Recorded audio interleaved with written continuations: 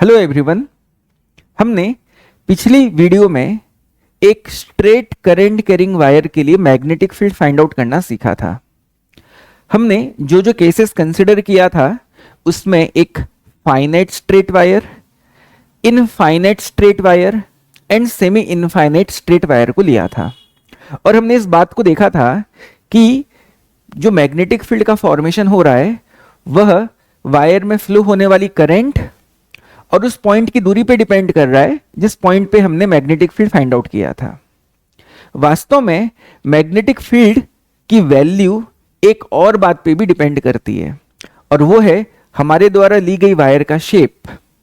Shape में यहां पे मेरा ये मतलब है कि जो वायर हमने ली है क्या वो स्ट्रेट है, क्या वो सर्कुलर शेप में है, क्या वो रेक्टेंगुलर शेप में है या फिर किसी कॉइल के फॉर्म में है। तो अगर आप एक वायर को अलग अलग शेप में रखते हुए करंट फ्लो करवाएंगे तब हर केस में फॉर्म होने वाली मैग्नेटिक फील्ड अलग अलग होगी।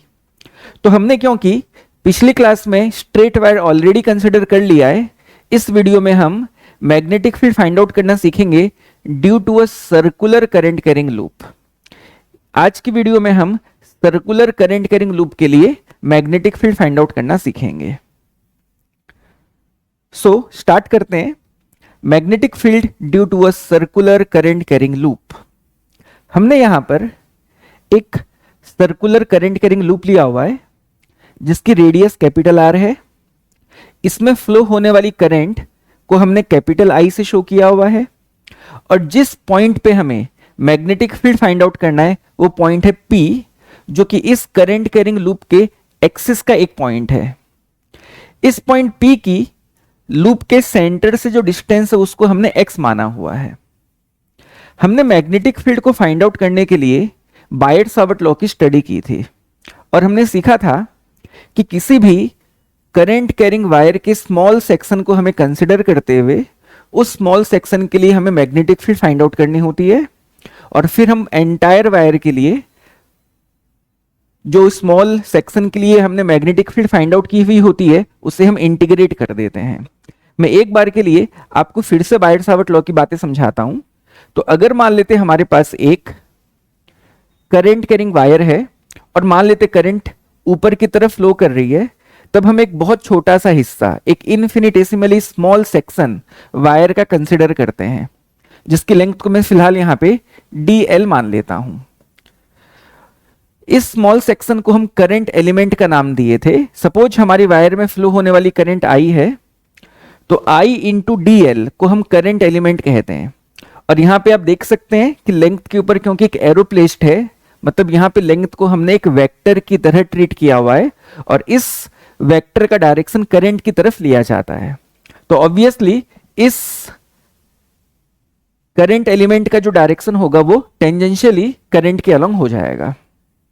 करेक्ट। अब मान लेते हैं हमको पॉइंट P पे मैग्नेटिक फील्ड फाइंड आउट करने की इच्छा है, तो हमको क्या करना था, हम इस करंट एलिमेंट के लिए पॉइंट P की एक पोजीशन वेक्टर को ड्रॉ करते हैं। तो हमने यहां पे मान लिया R हमारी पोजीशन वेक्टर है। तब इस केस में इस स्मॉल करंट एलिमेंट के लिए बनने वाली मैग्नेटिक फील्ड का फॉर्मूला है dB equals to mu not upon 4 pi into I into dl cross r upon r cube. यही हमारा बायट-सावर्ट लॉ है और इसी लॉ की मदद से हमने करंट एलिमेंट के लिए मैग्नेटिक फील्ड फाइंड आउट करना सीखा था। और अगर आपको पूरी की पूरी वायर के लिए मैग्नेटिक फील्ड फाइंड आउट करनी है तो आपको इस टर्म dB को इंटीग्रेट करना पड़ेगा फॉर द कंप्लीट वायर और उससे हमको पूरी वायर के लिए मैग्नेटिक फील्ड मिल जाएगी।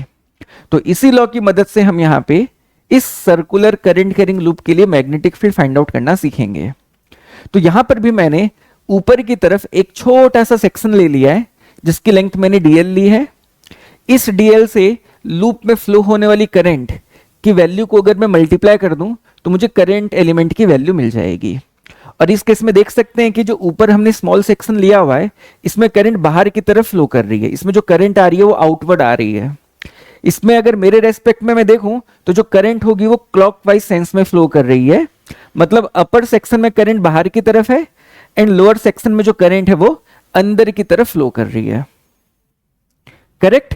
नाउ अब इस स्मॉल सेक्शन के रेस्पेक्ट में पॉइंट P की जो पोजीशन वेक्टर होगी उसको यहां पे हमने स्मॉल r से शो किया है, और इस पोजीशन वेक्टर का जो डायरेक्शन होगा वो ऑब्वियसली पॉइंट P की तरफ होगा। इस पोजीशन वेक्टर की वैल्यू होगी हमारी r। तो now as per the Biot Savart law इसी स्मॉल सेक्शन के लिए हम पहले मैग्नेटिक फील्ड को फाइंड आउट करते हैं। तो नाउ समझाने के लिए आप देखिए, जो dl का डायरेक्शन है वो बोर्ड के प्लेन के परपेंडिकुलर है, और इस dl के रेस्पेक्ट में r हमारी हो गई पोजीशन वेक्टर। तो सबसे पहले हम ये फाइंड आउट करते हैं कि dl एंड r के बीच में एंगल कितना है। तो आप अब देखिए एंगल कितना है, आपको दिखाई दे रहा होगा। Obviously this angle is 90 degree. Actual में जो dl का डायरेक्शन है वो बोर्ड के प्लेन के परपेंडिकुलर है, आउटवर्ड है, और मेरी जो पोजीशन वेक्टर है वो बोर्ड के प्लेन में ही प्रेजेंट है। तो बोर्ड के प्लेन के परपेंडिकुलर एंड बोर्ड के प्लेन के बीच में एंगल कितना होना चाहिए, ऑब्वियसली 90 डिग्री। तो इस केस में dl एंड r के बीच में रहने वाला एंगल 90 डिग्री होगा। पहली बात तो ये क्लियर हो गई। अब हम db के डायरेक्शन की बात करते हैं। तो देखिए dl आप लोगों की तरफ है और r की तरफ मैंने इस पेन को रखा हुआ है।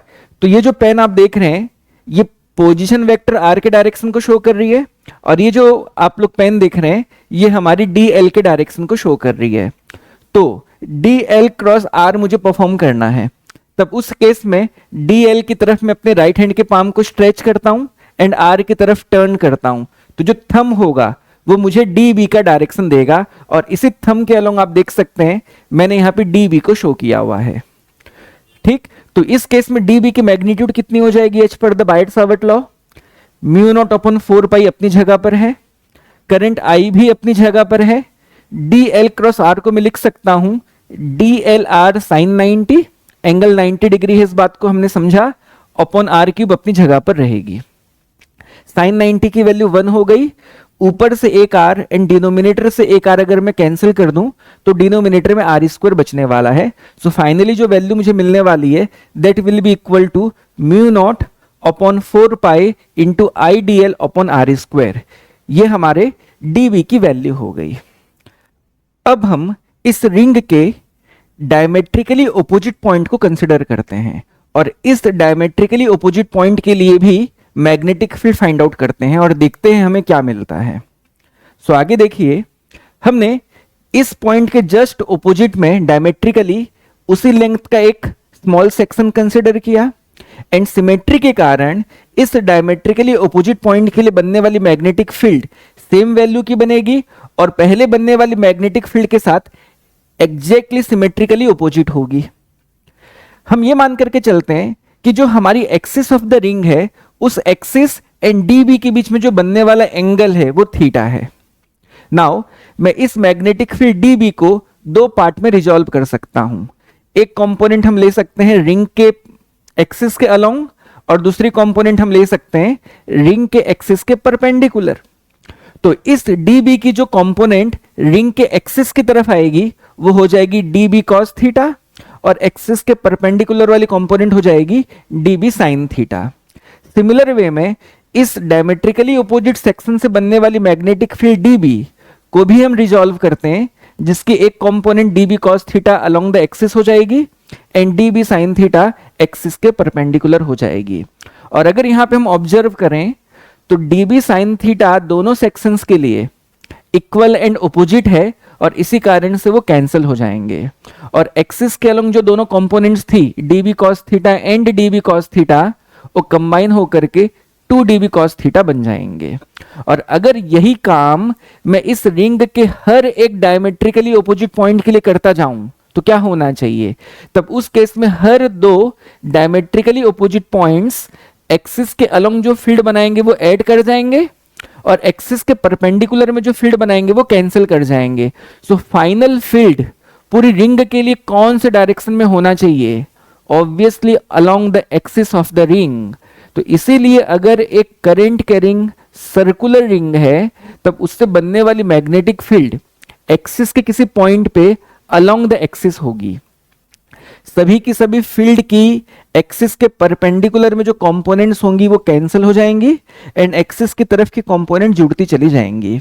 तो इसीलिए अगर अब हम पूरी की पूरी रिंग के लिए पॉइंट पी पे मैग्नेटिक फील्ड फाइंड आउट करना चाहते हैं तो इस कंपोनेंट जो डीबी की जो कंपोनेंट आई थी डीबी कॉस थीटा, उसको पूरी कंप्लीट रिंग के लिए मुझे इंटीग्रेट कर देना चाहिए। तो आपके मन में एक सवाल आ सकता है कि यहां पर मैंने 2 dB cos थीटा क्यों नहीं लिखा। इसके पीछे का कारण यह है कि अगर आप यहां पे 2 dB cos थीटा लिखते हैं तब आपको आधी रिंग के लिए इंटीग्रेट करना चाहिए, क्योंकि 2 dB cos थीटा में मैंने दो डायमेट्रिकली ऑपोजिट पॉइंट्स को कंसिडर किया हुआ है। तो अगर आप 2 dB cos थीटा को इंटीग्रेट करना चाहते हैं तो आपको आधी रिंग के लिए इंटीग्रेट करना होगा, या फिर आप dB cos थीटा को पूरी कंप्लीट रिंग के लिए इंटीग्रेट कर दें। बात दोनों बराबर ही है, दोनों केस में आपको सेम आंसर मिलने वाला है। तो यहां पर मैं dB cos थीटा को पूरी रिंग के लिए इंटीग्रेट कर देता हूं। सो नाउ dB की जो वैल्यू हमने ऑब्टेन की थी वो वैल्यू मैंने यहां पर पुट कर दी। अब ये जो एंगल थीटा है, नाउ ये एंगल थीटा मैंने magnetic field dB and axis के बीच में ली हुई है। अब आपको यहां पे थोड़ी सी ज्योमेट्री समझनी पड़ेगी कि अगर ये एंगल थीटा है तो ये एंगल कितना होना चाहिए। Answer is obviously 90 minus theta. क्यों? क्योंकि dB cos theta and dB sin theta के बीच में एंगल 90 डिग्री है। तो अगर ये एंगल थीटा है तो ऑब्वियसली इस एंगल की वैल्यू हमारी हो जाएगी 90 minus theta. Now R and dB के बीच में भी तो एंगल 90 डिग्री है, तो अगर ये पूरा एंगल 90 डिग्री है और अगर ये 90 माइनस थीटा है तो इस एंगल को कितना होना चाहिए? ऑब्वियसली इससे भी थीटा आना चाहिए। अब अगर आप देखें तो dB sin थीटा एंड ये जो रेडियस आप देख रहे हैं दोनों ये आपस में पैरेलल हैं, और ये जो डॉटेड लाइन आप देख रहे हैं जो पोजीशन वेक्टर वाली लाइन है ये हमारा अगर ट्रांसवर्सल लिया जाए तो अल्टरनेट एंगल सेम हो जाएंगे। तो अगर ये एंगल थीटा है तो यहां पर भी ये एंगल थीटा हो जाएगा। तो अगर उस वे में मैं आपसे पूछूं cos थीटा की वैल्यू कितनी हो जाएगी, तो cos theta base upon hypotenuse होता है। तो इस थीटा के लिए आपको ये वाला ट्रायंगल को कंसिडर करना है। मैं यहां पे ट्रायंगल आपको शो करता हूं। इस वाले ट्रायंगल में अगर मैं cos थीटा की बात करूं तो थीटा से लगी हुई साइड r हो गई और 90 डिग्री के सामने वाली साइड हमारी हाइपोटेनियस हो गई। तो cos थीटा की वैल्यू हो जाएगी base upon hypotenuse, that means capital R upon small r। अब जो जो कांस्टेंट क्वांटिटीज हैं उनको मैं इंटीग्रेशन के बाहर कर देता हूं।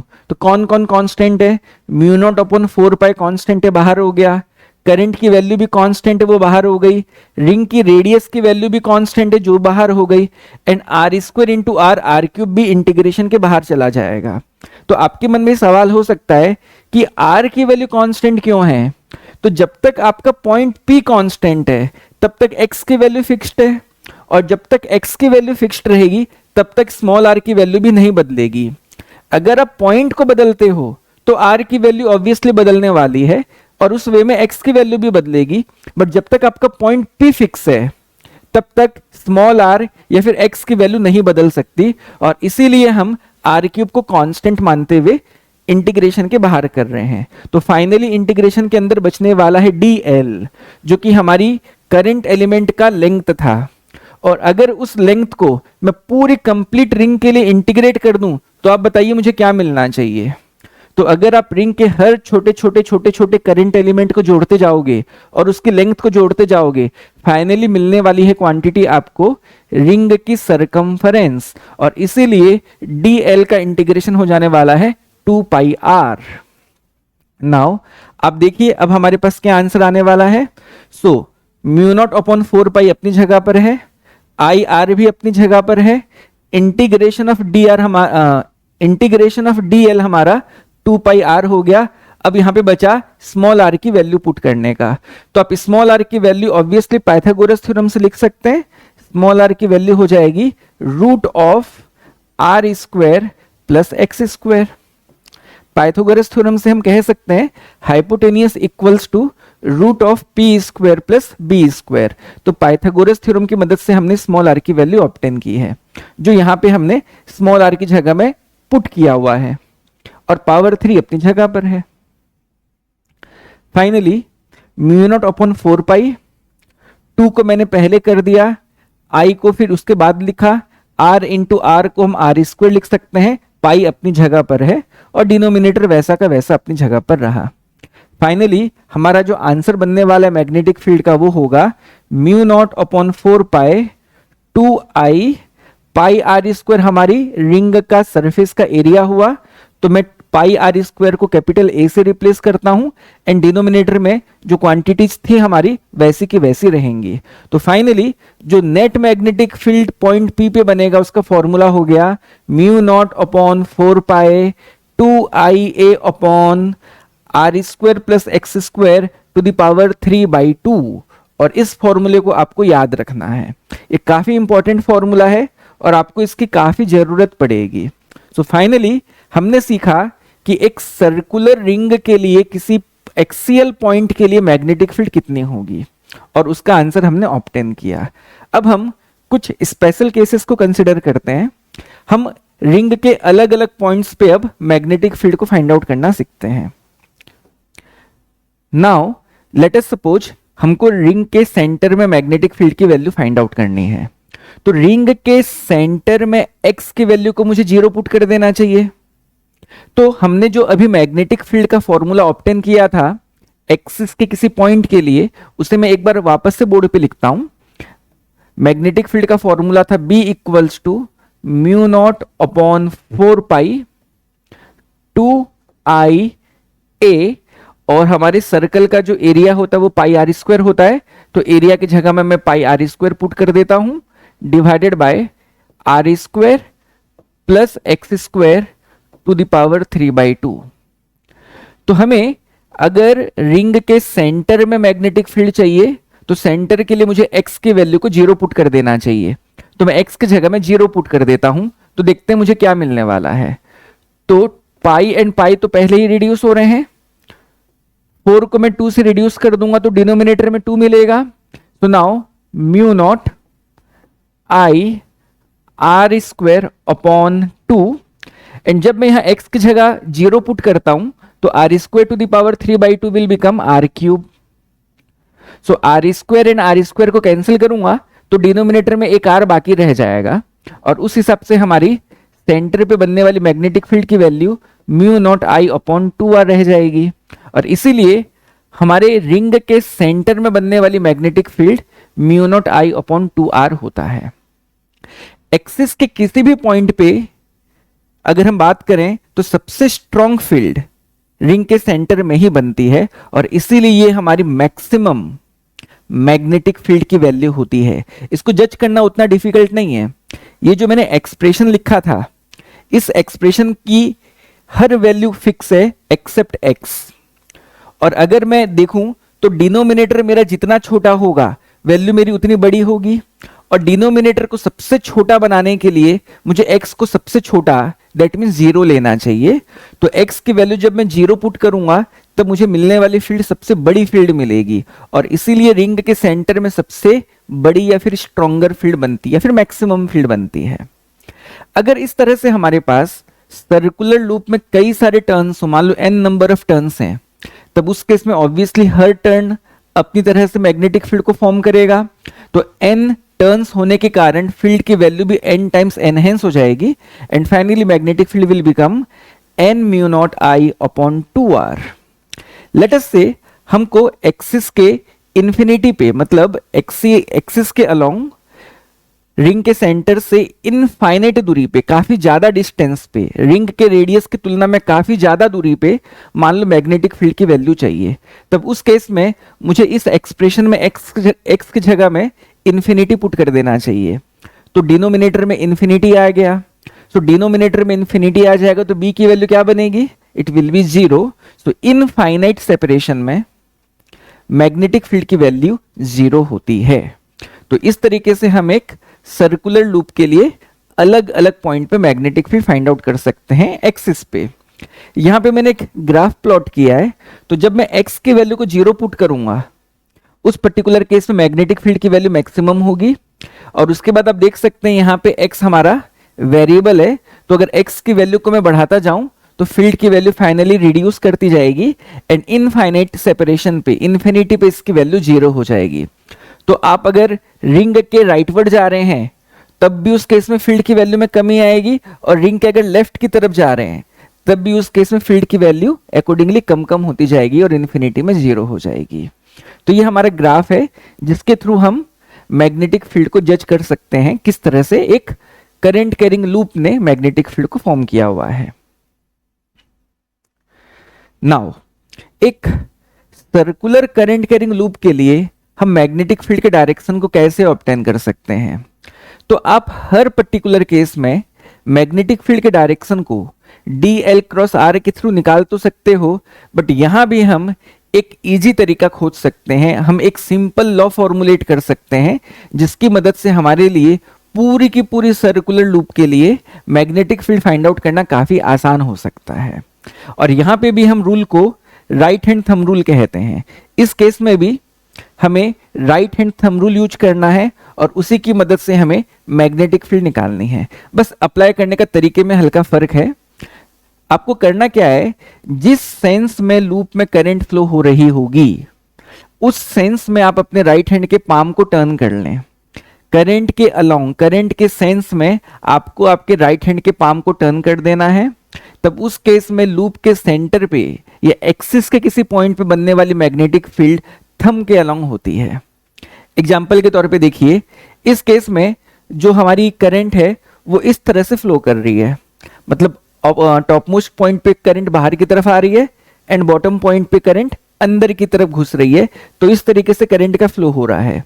तो आपको उसी सेंस में आपके राइट हैंड के पाम को टर्न करना है। तो उससे जो थंब है वो आपके एक्सिस के किसी भी पॉइंट पे मैग्नेटिक फील्ड का डायरेक्शन देगा। और यहां पे आप देख सकते हैं जो मैग्नेटिक फील्ड है इस केस में मेरी तरफ हो जाएगी।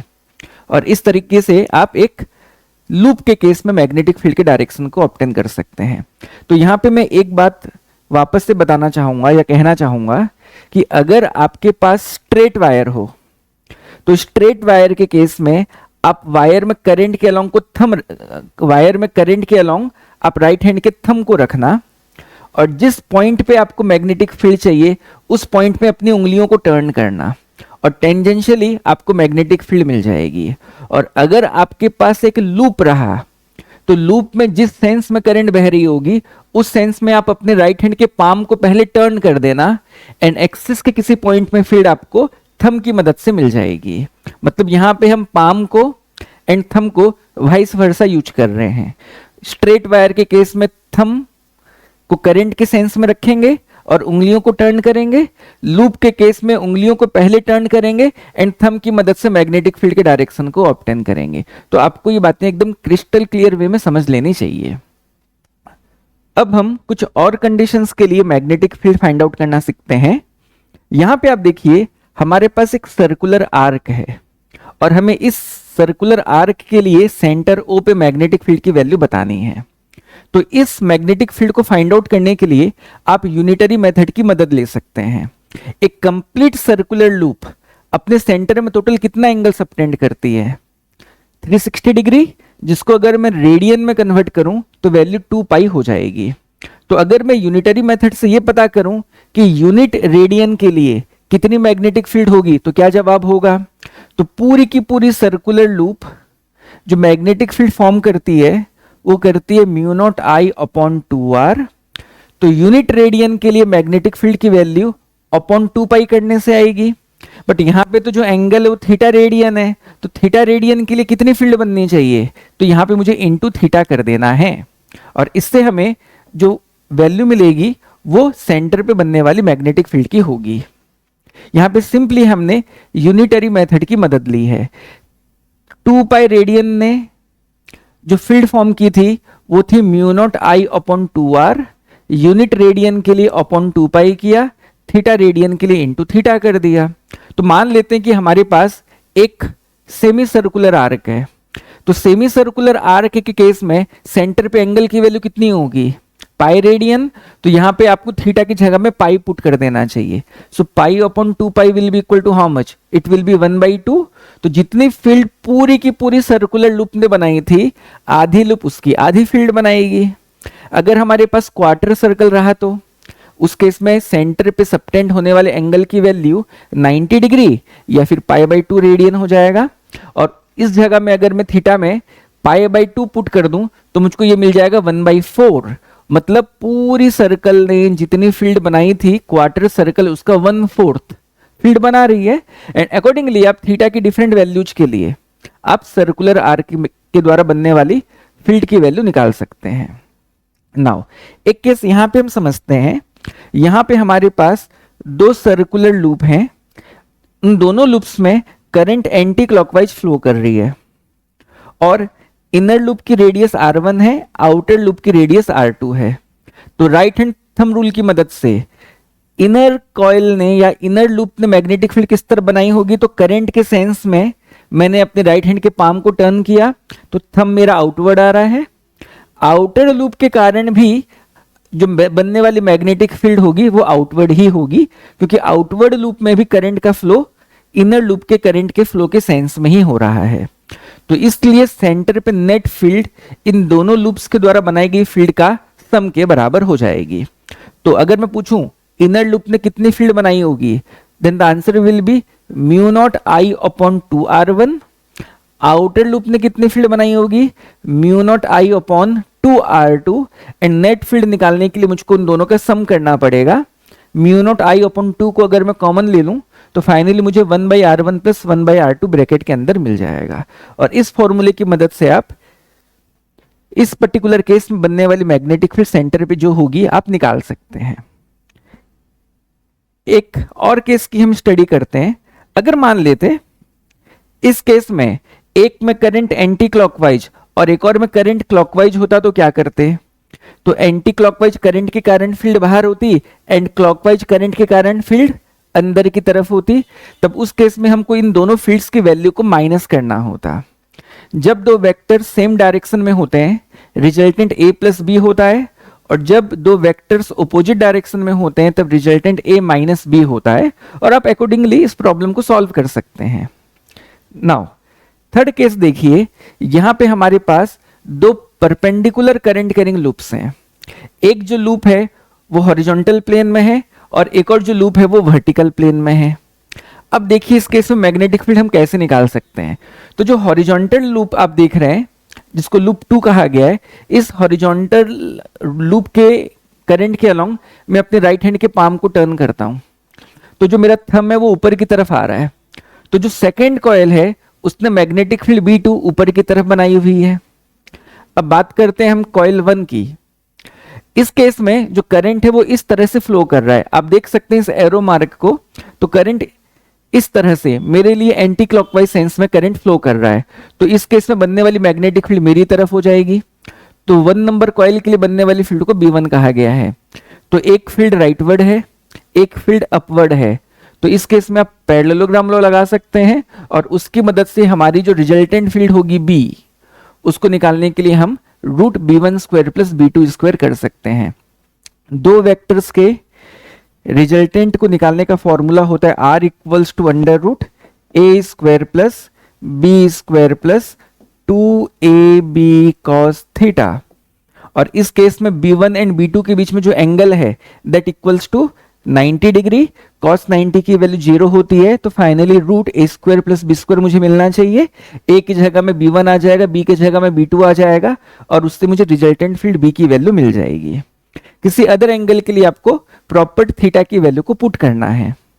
नाउ एक बहुत खास केस है जो आपको ये समझना चाहिए।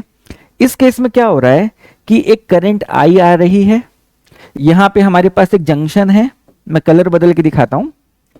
यहां पे हमारे पास जंक्शन है, तो जंक्शन में करंट बटेगा। आप लोगों को मालूम है किरचॉफ्स करंट लॉ के हिसाब से किसी जंक्शन की तरफ जितनी करंट आती है उस जंक्शन से उतनी ही करंट जाती भी है। तो जितनी करंट आई है उतनी ही करंट जानी भी चाहिए, बट यहां पे करंट बटेगा दो भाग में। तो एक पार्ट नीचे की तरफ चला जाएगा, एक पार्ट ऊपर की तरफ चला जाएगा। ऊपर वाले पार्ट की करंट को मैं चलो I1 मान लेता हूं, नीचे वाले करंट की वैल्यू को चलो मैं I2 मान लेता हूं। तब इस केस में I की वैल्यू कितनी हो जाएगी, I1 प्लस I2। और वही करंट वापस से इस जंक्शन में मिल करके चले जाएंगे। तो हमको यह बताना है कि सेंटर O पे बनने वाली मैग्नेटिक फील्ड की वैल्यू कितनी होगी। तो देखिए, ये जो आप ऊपर वाला सर्कुलर लूप देख रहे हैं, इसमें करंट का फ्लो क्लॉकवाइज सेंस में हो रहा है। तो क्लॉकवाइज सेंस में अगर मैं अपने पाम को टर्न करूं तो थंब अंदर की तरफ आ रहा है। तो इससे एक बात तो क्लियर है कि जो अपर पार्ट है वो सेंटर में अंदर की तरफ मैग्नेटिक फील्ड बना रही है। अब मैं बात करता हूं लोअर पार्ट की। तो लोअर पार्ट में जो करंट होगा वो एंटी क्लॉकवाइज सेंस में है। तो एंटी क्लॉकवाइज सेंस में मैंने राइट हैंड के पाम को टर्न किया तो थंब मेरा बाहर की तरफ आ रहा है, और इसी के कारण नीचे वाली टर्न ने जो सेंटर ओ पे फील्ड बनाया होगा वो आउटवर्ड होगी। तो अपर वाली फील्ड बना रही है अंदर की तरफ, नीचे वाली फील्ड बना रही है बाहर की तरफ। तो इस केस में नेट फील्ड दोनों की फील्ड के डिफरेंस के बराबर होना चाहिए।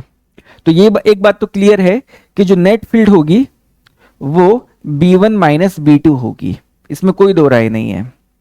इस केस में होता क्या है कि अगर आप देखें अपर आर्क के लिए थीटा की वैल्यू ज्यादा है एंड लोअर आर्क के लिए थीटा की वैल्यू कम है। तो अगर मैं ये वाले केस की बात करूं जो अभी हमने सीखा था, तो इस पर्टिकुलर केस को अगर मैं यूज करूं तो ऊपर वाले हिस्से के लिए थीटा की वैल्यू ज्यादा डालनी पड़ेगी और नीचे वाले हिस्से के लिए मुझे थीटा की वैल्यू कम डालनी पड़ेगी।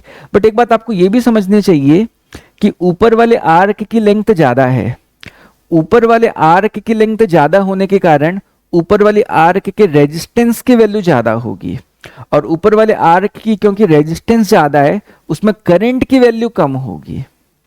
सिमिलरली नीचे वाले आर्क के लिए थीटा की वैल्यू कम है बट इसकी रेजिस्टेंस भी तो कम होगी, और रेजिस्टेंस कम होने के कारण इससे फ्लो होने वाली करंट की वैल्यू ज्यादा होगी। मैं आपको समझाता हूं। रेजिस्टेंस निकालने का फॉर्मूला होता है रो इंटू एल बाई ए। जितनी ज्यादा लेंथ होती है किसी वायर की, उस वायर की रेजिस्टेंस की वैल्यू भी उतनी ज्यादा होती है।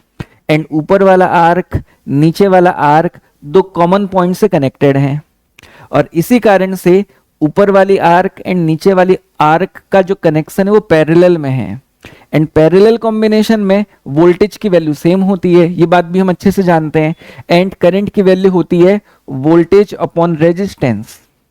तो ऊपर वाली आर्क को जितना वोल्टेज मिला है नीचे वाली को भी उतना मिला है, बट ऊपर वाली का रेजिस्टेंस ज्यादा है तो करंट क्या होगी? कम। नीचे वाले का रेजिस्टेंस कम है तो करंट क्या होगी? ज्यादा।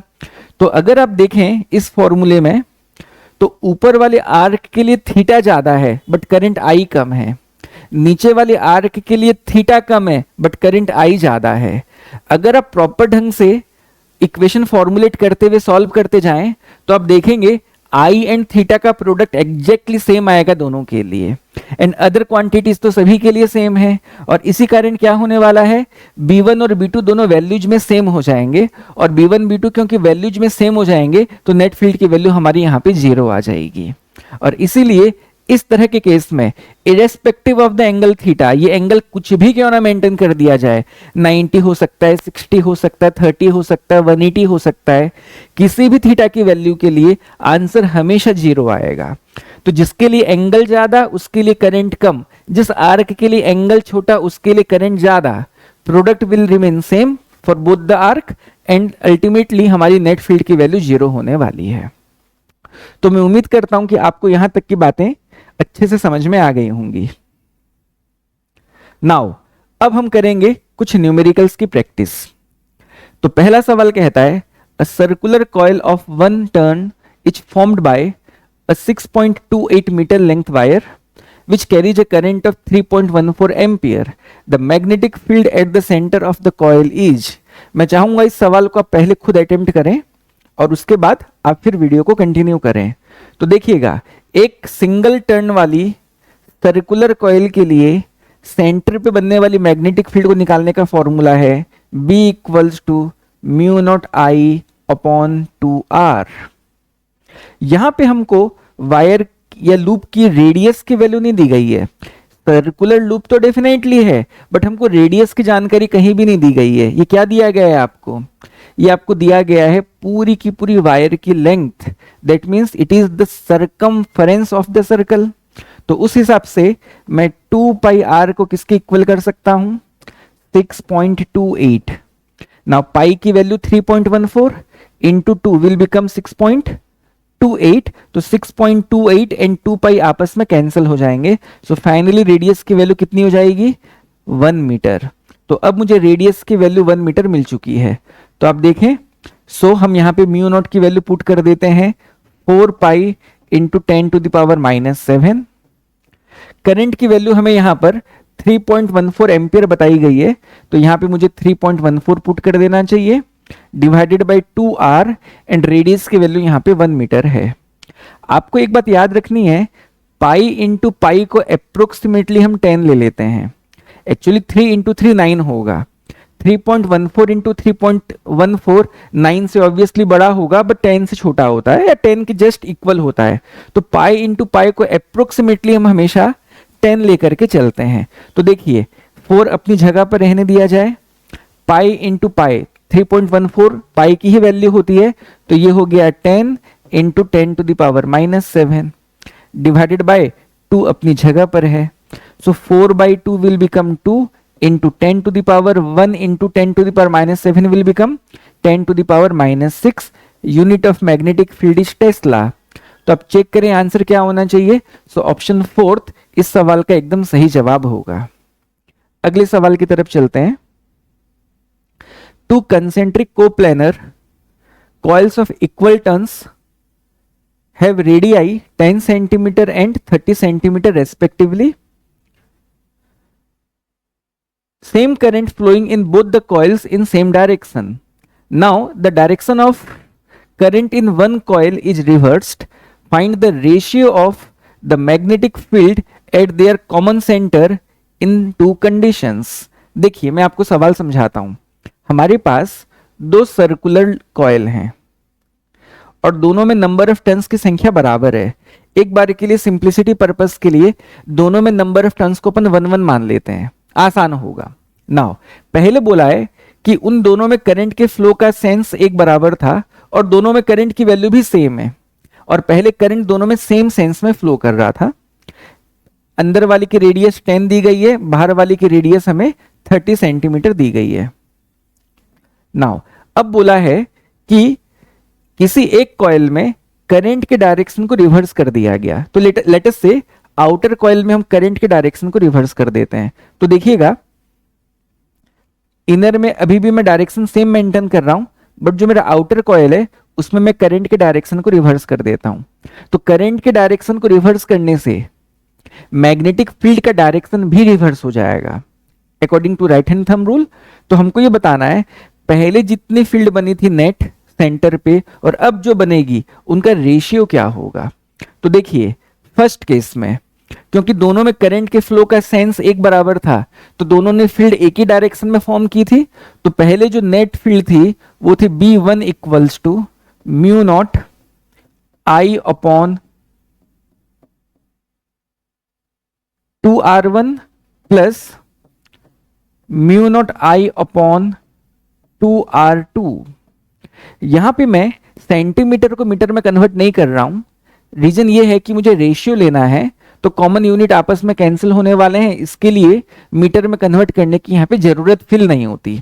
नाउ इसमें अगर मैं देखूं तो mu naught I upon 20 common जा सकता है, तो यहां से 20 कॉमन गया, यहां से भी 20 कॉमन गया, तो देखा जाए पहले टर्म में बचेगा 1, सेकेंड टर्म में कितना बचने वाला है 1 अपॉन 3।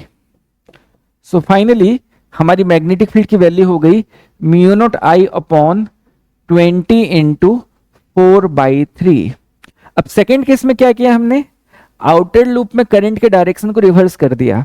तो इनर के लिए अभी भी फील्ड ऊपर है, बट आउटर कॉइल के लिए मैग्नेटिक फील्ड नीचे की तरफ हो गई, और इसीलिए नेट फील्ड इन दोनों के डिफरेंस के बराबर होगी। तो बस यहां पे मुझे माइनस साइन ले आना चाहिए, तो बस mu naught I upon 20 same way में कॉमन चला जाएगा, एंड मुझे 1 + 1/3 की जगह में मिल जाएगा 1 - 1/3। 1 - 1/3 इज 2/3। So this is equal to mu naught I upon 20 into 2/3। तो मुझको बोला इन दोनों फील्ड का रेशियो क्या होगा, तो B1:B2 अगर निकालना है तो दोनों को डिवाइड कर दो। So mu naught I upon 20 दोनों न्यूमरेटर एंड डिनोमिनेटर से कैंसिल हो जाएंगे, 4/3/2/3 में 3 भी डिनोमिनेटर से कैंसिल हो जाएंगे। सो फाइनली बचने वाला है 4/2 विच इज नथिंग बट 2/1 और 2:1, और इसीलिए इस सवाल का आंसर 2:1 होगा। अगले सवाल की तरफ चलते हैं।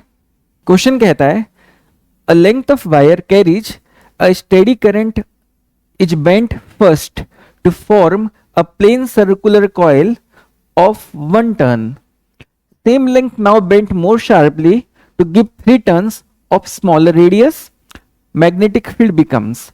तो देखिए पहले क्या किया गया, एक पर्टिकुलर लेंथ की वायर को एक बार लपेट करके सर्कल में कन्वर्ट किया गया, और उस केस में हमने मैग्नेटिक फील्ड की वैल्यू निकाली। अब उसी वायर को हमने 3 बार लपेटा, तो क्योंकि वायर सेम है, सेम लेंथ की है, और उसको 3 बार घुमाना है, तो ऑब्वियसली छोटी हो जाएगी, उसकी रेडियस की वैल्यू कम हो जाएगी। तो बताना है कि सेकेंड केस में अगर मैं सेम करंट फ्लो कराऊं तो पहले की तुलना में मैग्नेटिक फील्ड कितना टाइम्स हो जाएगा। तो देखिए पहले हम बात करते हैं सर्कुलर कॉइल के लिए मैग्नेटिक फील्ड होती कितनी है। द वैल्यू इज μ0 I/2R, ये हमारा फॉर्मूला है। तो मान लेते हैं फर्स्ट केस में जो मैंने लूप बनाया था एक टर्न वाला, उस केस में रेडियस की वैल्यू लेटेस्ट से R1 थी, तो मैं क्या लिख सकता हूं 2πR1 must be equal to length of the wire, implies that R1 की वैल्यू कितनी हो जाएगी, it will B L/2π, right. उस हिसाब से फर्स्ट केस में जो मैग्नेटिक फील्ड होगी B1 मान लेते, वो कितना हो जाएगा, it will be μ0 I/2, R की जगह में मुझे R1 लिख देना चाहिए, सो यहां आ जाएगा L/2π। 2 and 2 को मैं आपस में कैंसिल कर सकता हूं, so final answer will be μ0 I/π/L। तो ये मेरी पहले की मैग्नेटिक फील्ड रही होगी। अब सेकेंड केस में हमने छोटा कॉइल बनाया, बट 3 बार हमने वायर को लपेटा है, तो सेकेंड केस में मैग्नेटिक फील्ड को मैं B2 मान लेता हूं। तो इसकी वैल्यू क्योंकि 3 बार लपेटा था, तो यहां पे 3 टाइम्स ऑफ μ0 I/2R2 आना चाहिए। नाउ अब 3 बार लपेटा और रेडियस हमने मेंटेन की R2, तो एक बार का सरकमफेरेंस कितना होगा, इट विल बी 2πR2। तो 3 बार के लिए टोटल लेंथ के लिए क्या करूं मैं, इंटू 3 मुझे मल्टीप्लाई कर देना चाहिए। देखिए एक टर्न हो गया 2πR2, फिर से 2πR2, फिर से 2πR2, तो उस हिसाब से टोटल लेंथ कितनी हो जाएगी, 3 times of 2πR2, that must be equal to the same length of the wire.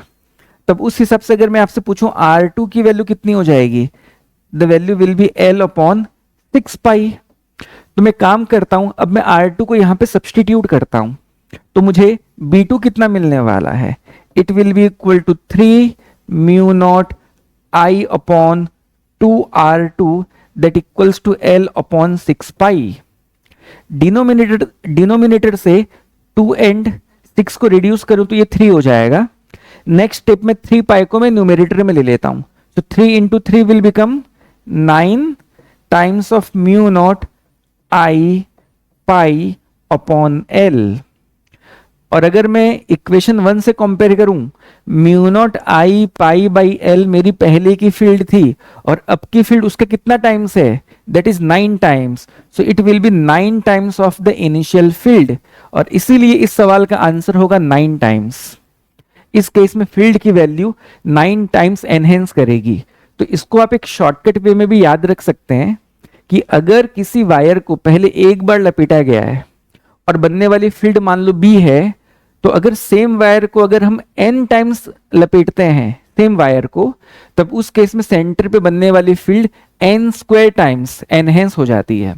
तो क्योंकि 3 बार लपेटा था ज्यादा, तो 9 टाइम्स फील्ड स्ट्रॉन्ग हुई, 4 बार लपेटते तो 16 टाइम्स होता, 5 टाइम्स लपेटते तो 25 टाइम्स होता, एंड सो ऑन। तो आप लोग n² टाइम्स मैग्नेटिक फील्ड हो जाती है, आप इस बात को याद भी रख सकते हैं। अगले सवाल की तरफ चलते हैं। क्वेश्चन कहता है find out magnetic field at point O for the following current distributions. तो इस सवाल में हमारे पास 3 सिचुएशंस हैं, और तीनों के लिए पॉइंट O पे हमें मैग्नेटिक फील्ड बतानी है।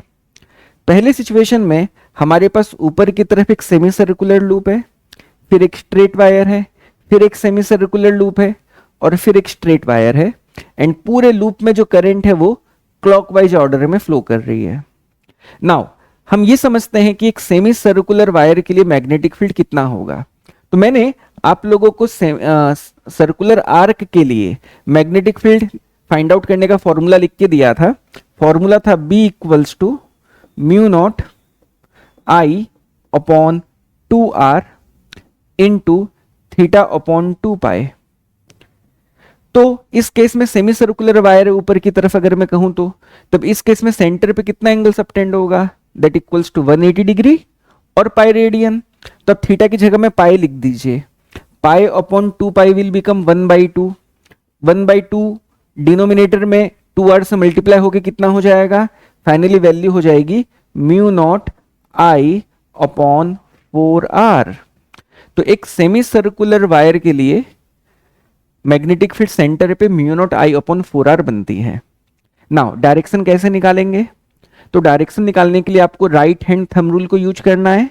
जिस सेंस में करंट फ्लो हो रही होगी उस सेंस में आपके राइट हैंड के पाम को फोल्ड करिए और थंब से आपको मैग्नेटिक फील्ड का डायरेक्शन मिलेगा। तो इस ऊपर वाली सेमी सर्कुलर वायर के करंट के सेंस में मैंने राइट हैंड के पाम को फोल्ड किया, थंब अंदर की तरफ आ रहा है, इसका मतलब अंदर की तरफ मैग्नेटिक फील्ड बनी होगी। What about the lower semi circular loop, उसमें भी करंट क्लॉकवाइज ऑर्डर में फ्लो कर रहा है, तो मैंने राइट हैंड के पाम को अगेन फोल्ड किया तो थंब अंदर की तरफ आ रहा है। मतलब दोनों ही सेमी सर्कुलर लूप सेंटर पे इनवर्ड मैग्नेटिक फील्ड को फॉर्म करेंगी। अच्छा, ये दो स्ट्रेट सेक्शंस के लिए क्या होगा, तो हमने ये भी सीखा पिछले वीडियो में कि अगर एक स्ट्रेट वायर के किसी एक्सियल पोजीशन पे हमें मैग्नेटिक फील्ड फाइंड आउट करनी है तब उसकी वैल्यू 0 होती है। इसके लिए ये सेक्शन के लिए भी पॉइंट ओ पे मैग्नेटिक फील्ड 0 होगी, इस सेक्शन के लिए भी पॉइंट ओ पे मैग्नेटिक फील्ड की वैल्यू 0 होगी। सो फाइनल मैग्नेटिक फील्ड कितने होने वाली है, so final magnetic field B होगी ऊपर वाले के लिए mu naught I upon 4r2 plus क्यों, क्योंकि ऊपर और नीचे वाली दोनों सेमी सर्कुलर लूप फील्ड अंदर की तरफ फॉर्म कर रही हैं, और नीचे वाले के लिए क्या लिखना चाहिए, mu naught I same current है अपॉन 4r1। दोनों में करंट की वैल्यू भी सेम है, तो अगर मैं कहूं इन दोनों में क्या कॉमन है, तो म्यू नॉट I/4 कॉमन ले लूंगा तो 1/r2 प्लस 1/r1 बचेगा, और यही इस सवाल का सही जवाब होगा। अब अपन सेकेंड सिचुएशन की बात करते हैं। इसमें भी हमारे पास दो सेमी सर्कुलर लूप हैं और दो स्ट्रेट वायर्स हैं, तो इन दोनों स्ट्रेट वायर्स के लिए पॉइंट ओ पे मैग्नेटिक फील्ड की वैल्यू 0 होगी। अच्छा, अब बात करते हैं कि इस आउटर सेमी सर्कुलर लूप के लिए मैग्नेटिक फील्ड किधर होगा, तो मैंने करंट के सेंस में पाम को फोल्ड किया, थंब अंदर की तरफ आ रहा है। What about the lower semi circular loop, तो अब हम लोअर सेमी सर्कुलर लूप में करंट के सेंस में पाम को टर्न करते हैं, तो देखिए थंब बाहर की तरफ आ रहा है और इसके कारण लोअर सेमी सर्कुलर लूप के लिए फील्ड बाहर है एंड आउटर के लिए या अपर लूप के लिए इनवर्ड है। और क्योंकि दोनों मैग्नेटिक फील्ड डायरेक्शन में अपोजिट हैं, नेट मैग्नेटिक फील्ड इन दोनों के डिफरेंस के बराबर होगा, और इसीलिए नेट मैग्नेटिक फील्ड बी में लिखता हूं। नाउ इस मैं आगे आंसर लिखूं, आप ये बताइए नीचे वाले लूप के लिए फील्ड की वैल्यू ज्यादा होगी या ऊपर वाले सेमी सर्कुलर लूप के लिए फील्ड की वैल्यू ज्यादा होगी। तो देखिए दोनों में तो करंट सेम है क्योंकि वही करंट घूम करके लौट रही है, बट आप देख सकते हैं मैग्नेटिक फील्ड की वैल्यू रेडियस के साथ इनवर्सली प्रोपोर्शनल है। मतलब जिसकी रेडियस छोटी होगी उसके केस में फील्ड ज्यादा स्ट्रांग बनेगा, और इसका मतलब इसकी फील्ड स्ट्रांग होगी आउटर वाले के कंपैरिजन में। उस हिसाब से इसकी फील्ड बड़ी है तो कितनी हो जाएगी, mu naught I upon 4r1, बाहर वाले की हो गई mu naught I upon 4r2, and net magnetic field इन दोनों के डिफरेंस के बराबर हो गई। तो अगेन मैं यहां पे म्यू नॉट I/4 को कॉमन ले लूं तो बचता है 1/r1 माइनस 1/r2, और यही इस सवाल का सही जवाब होगा। नाउ आखिरी केस की बात करते हैं। इसमें देखिए करंट कैसे बह रही है, करंट सीधी आई एक वायर के थ्रू, फिर गोल घूम करके फिर सीधी चली गई। ये एक straight wire and circular loop के कॉम्बिनेशन के इक्विवेलेंट है, तो इस इनफाइनाइट वायर के लिए मैग्नेटिक फील्ड का डायरेक्शन क्या होगा? तो आपको क्या करना होगा, करंट के अलोंग थंब को रखना है एंड पॉइंट ओ पे अपनी उंगलियों को टर्न करके देखना है कि किस तरफ उंगलियां टर्न हो रही हैं। तो देखिए मैंने करंट के तरफ अपने थंब को स्ट्रेच किया और मेरी उंगलियां बाहर की तरफ निकल रही हैं, मतलब ये जो इनफाइनाइट वायर है इसने पॉइंट ओ पे जो मैग्नेटिक फील्ड बनाई है वो बाहर की तरफ बनाई है, करेक्ट।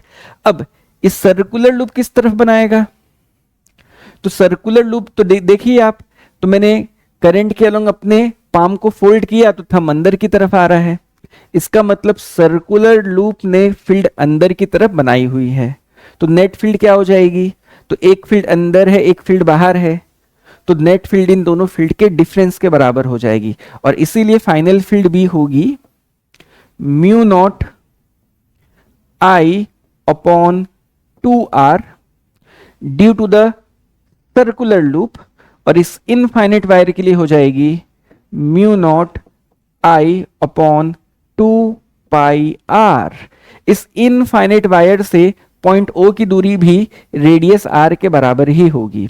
यहां पे जो छोटा सा सेक्शन आपको छूटा हुआ दिखाई दे रहा है वो वाकई में छूटा हुआ नहीं है, ये दोनों जो सेमी इनफाइनाइट वायर्स हैं, ये एक सेमी इनफाइनाइट वायर है और ये एक सेमी इनफाइनाइट वायर है, और ये ऑलमोस्ट एक दूसरे को टच कर रहे हैं और इसीलिए इसे मैं एक इनफाइनाइट वायर मान सकता हूं, और ये हमारा एक सर्कुलर लूप रहा। तो दोनों के कॉम्बिनेशन वाली यहाँ पे बात थी। अब क्योंकि दोनों की फील्ड अपोजिट डायरेक्शन में है तो यहाँ पे माइनस लगा देना चाहिए, तो जो कॉमन दिख रहा है आप कॉमन ले लीजिए।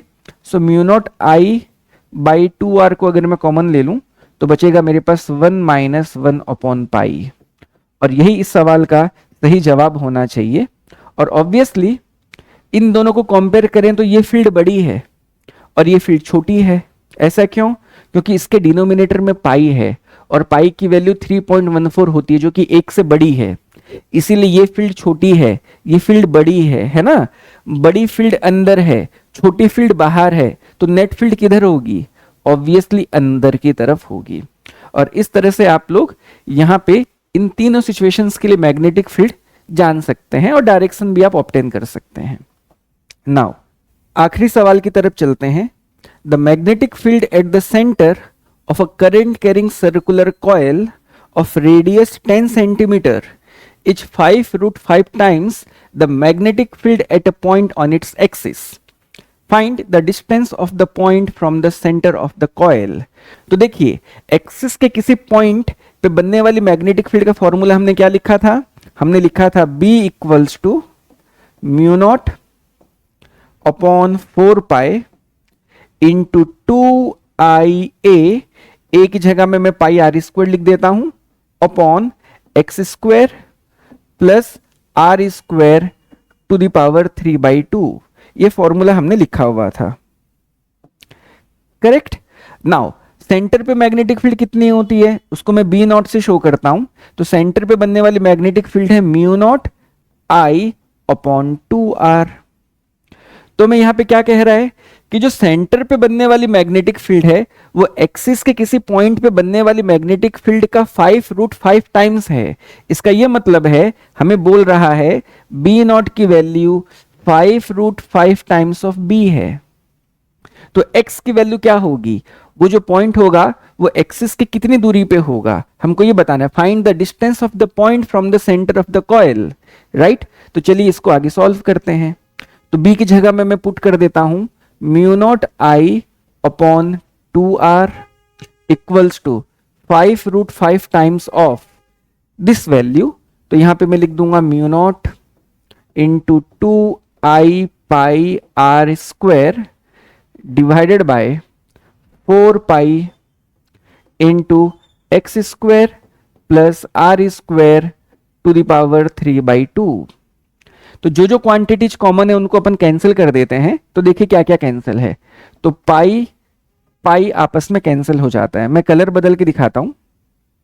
नाउ 2 को मैं 4 से रिड्यूस करूं और 4 को मैं 2 से रिड्यूस करूं तो यहां पे 2 बचता है। ये 2 और ये 2 भी आपस में कैंसिल हो जाते हैं। न्यूमरेटर में म्यू नॉट कैंसिल होंगे, आई और आई कैंसिल होंगे। तो मैं देखूं तो यहां पे खाली एक आर बचता है डिनोमिनेटर में एलएचएस के, बाकी आरएचएस में जो भी क्वांटिटी बची हुई है वो हमें विजिबल है।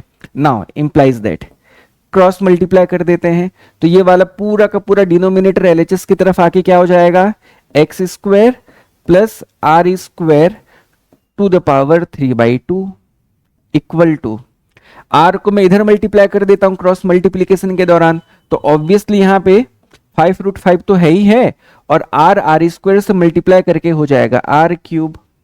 नाउ इंप्लाइज दैट, ना मैं इस स्क्वायर को, मतलब यहां पे जो पावर 1/2 है मैं इसे हटाना चाहता हूं, तो इस पावर 1/2 को हटाने के लिए मुझे क्या करना होगा, मुझे दोनों साइड स्क्वायर कर देना होगा, और मैं दोनों साइड स्क्वायर करके क्या पाने वाला हूं, X square plus R square to the power 3 equals to, ये जो पावर 1/2 था वो स्क्वायर के दौरान हट गया, और यहां पे भी स्क्वायर कर दीजिए, 5 का स्क्वायर हो जाएगा 25, √5 का स्क्वायर हो जाएगा 5, 25 इंटू 5 will become 125, and R cube के स्क्वायर की वैल्यू हो जाएगी r to the power 6। Now implies that, अब मैं क्या करता हूं, मुझे इस पावर क्यूब को हटाना है, तो इसके लिए मुझे क्यूब रूट करना पड़ेगा दोनों साइड, तो अगर मैं एलएचएस में क्यूब रूट करूं तो मुझे मिलेगा X square plus R square, power 3 तो हट गया, इक्वल्स टू, अब आरएचएस में भी आप क्यूब रूट करेंगे, 125 के क्यूब रूट की वैल्यू कितनी हो जाएगी, that is 5, and r to the power 6 के क्यूब रूट की वैल्यू हो जाएगी आर स्क्वायर। नेक्स्ट स्टेप में आप देखिए, एक्स स्क्वायर की वैल्यू हो जाएगी 5r square minus R square, that equals to 4r square. तो x की वैल्यू निकालने के लिए मुझे क्या करना होगा, दोनों साइड रूट करना होगा, एंड 4r स्क्वायर के रूट की वैल्यू कितनी हो जाएगी, दैट इक्वल्स टू 2r। और अगर हम देखें तो यहाँ पे रेडियस की वैल्यू हमें 10 सेंटीमीटर दी हुई है, तो रेडियस की जगह में अगर मैं 10 सेंटीमीटर पुट कर दूं तो 2 इंटू 10 विल बिकम 20 सेंटीमीटर, और इसीलिए उस सर्कुलर लूप के सेंटर से वह पॉइंट 20 सेंटीमीटर की दूरी में रहा होगा, और इसीलिए 20 सेंटीमीटर इस सवाल का एकदम सही जवाब है। मैं बिल्कुल उम्मीद करता हूं कि आपके लिए ये वीडियो काफ़ी हेल्पफुल होगा, काफ़ी यूजफुल होगा, और अगले वीडियो में हम पढ़ेंगे about the Ampere's law. So आज के इस वीडियो में इतना ही। Thank you so much.